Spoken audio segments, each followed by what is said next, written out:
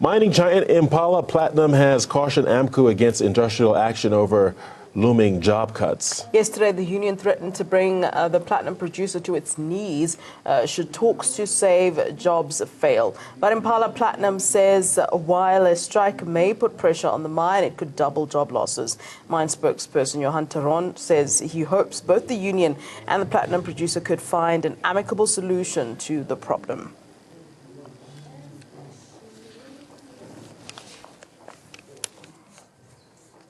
Right, and joining us now in studio with more on this is Amcu Treasurer General, Mr. Jimmy Gama. Mr. Gama, thank you so very much for joining us here on Afro Breakfast. Welcome to you. Good morning, and good morning to your viewers at home.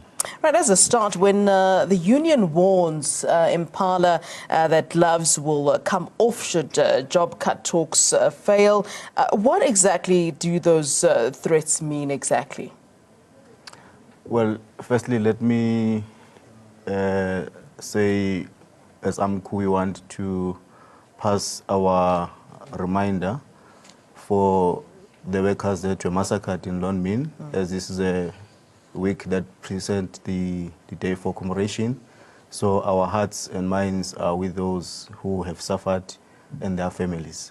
Coming to the question, you remember that the union's role is to protect the jobs, is to represent its members and fight for a better working condition.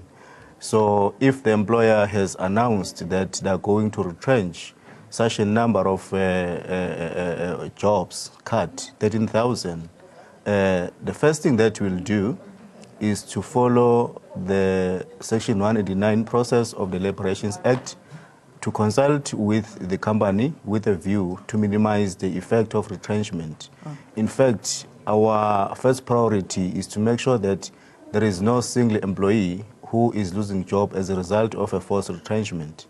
But what we're simply saying is that if our efforts are not receiving cooperation from the employer, we have another way in which we can protect the job losses through exercising our rights as enshrined in the Constitution to embark on a mass protest action, which is a strike action.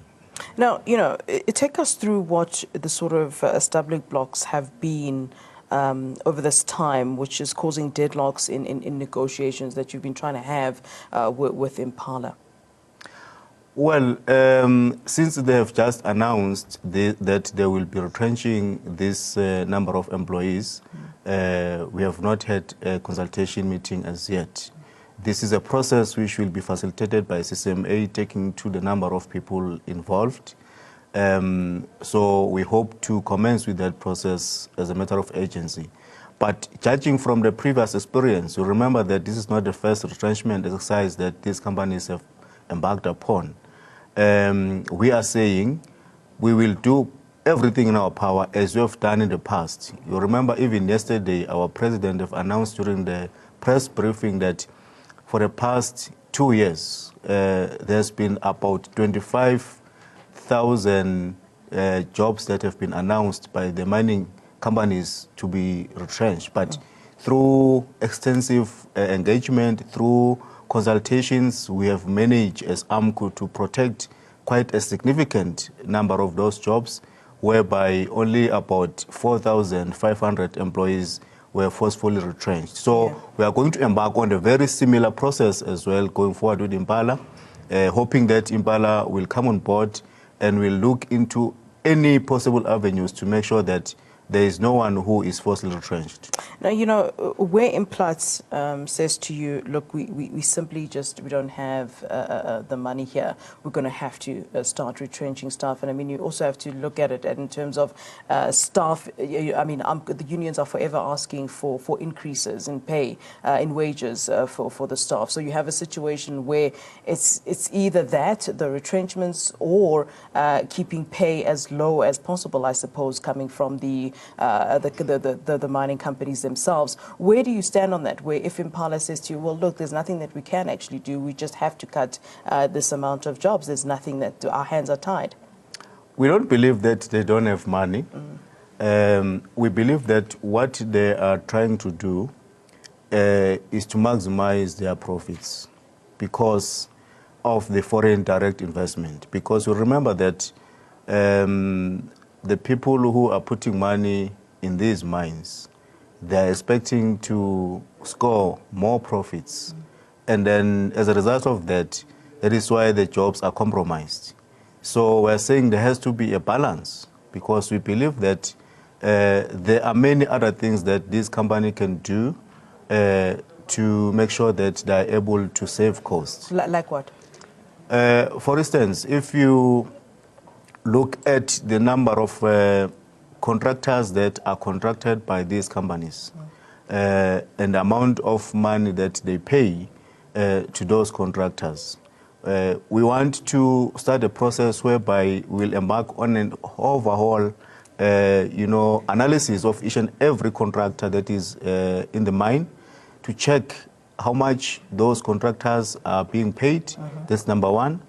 Number two, if you look at the salaries that are earned by top management, those salaries are too high. Number three, overtime. They need to make sure that they reduce overtime. There are many other things that we can look at to make sure that they're able to save costs as opposed to embarking on retrenchment. And also, on the same token, we believe that because what they're saying is that there are certain shafts that are not making profits, hence they want to stop those shafts. Right. We're saying instead of the mine to stop those shafts, let the government come in onto board and let the government see to it that whether those shafts can be taken by the state, because we believe that the state can run those shafts without expecting much profit. And in fact, the president, you referred to, President of Amcu, Joseph Matunja, said that he's urging government to create demand for its own minerals. What exactly does he mean by that? What he meant is that if you look at our resources in this country, we don't own them. They're owned by foreign people. For instance, if you take at the price of gold, platinum, etc., it's not determined by our government. It's determined by the foreign people. So that is why always when difficulty comes, especially with the price of platinum as it decreases, then the first thing that the employer will look at is to how to cut jobs. Yeah. So we're saying to the government, let's utilize our mineral resources at the best of our nation. Let's look into beneficiation processes and industrialization, because we believe that if we take this platinum and we bring beneficiation projects and industrialization whereby we will circulate our mineral resources inside the country, there will be more jobs that will be created. As a result, nobody will end up being retrenched by this company. So hence we are challenging the government not just to stand there and look what is happening, but we want the government to come into board and make sure that we sit around the table and do everything in our power to make sure that we protect jobs and we create even more jobs for our nation. Mr. Kama, is it not too late to challenge the government on this issue? I mean, this is something that has obviously been ongoing. Why have you not raised that particular issue, years ago? I mean, this has been the way it has been for many, many years.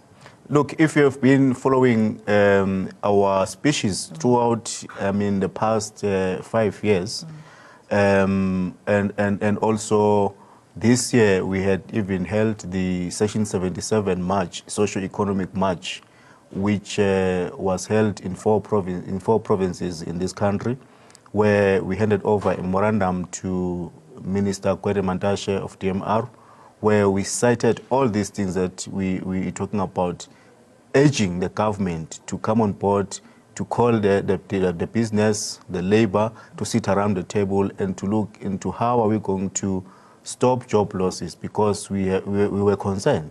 And as I'm saying, we've been calling for this for the past 5 years. Yeah. It's not new, and until such time that our government prioritizes. Is there an unwillingness on the part of government, do you think?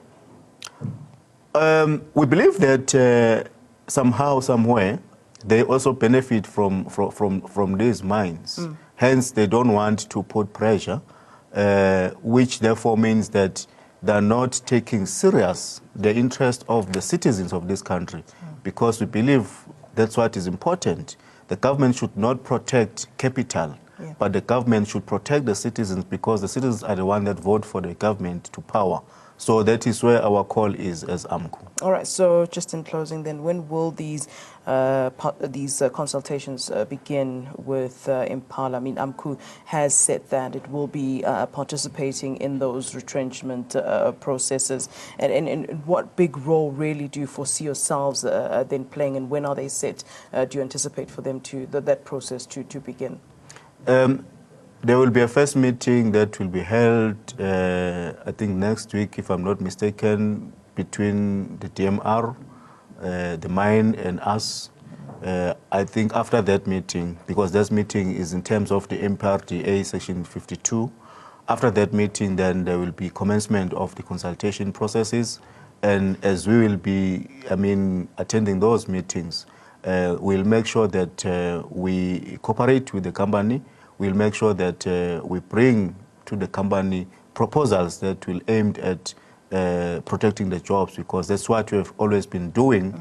And we are hopeful that as the mine spokesperson says, that let's sit around the table, let's look at amicable ways in which we can protect these jobs. We believe what he says is not just to make a statement. He's serious about it. If they are serious about it, as a union, we are also keen to sit around the table and make sure that we minimize the impact of this retrenchment. Mr. Gama, it's been a pleasure. Thank you very much for coming in to speak to us. Thank you very much. It's Jimmy Gama, Treasurer General of Amcu, speaking to us there.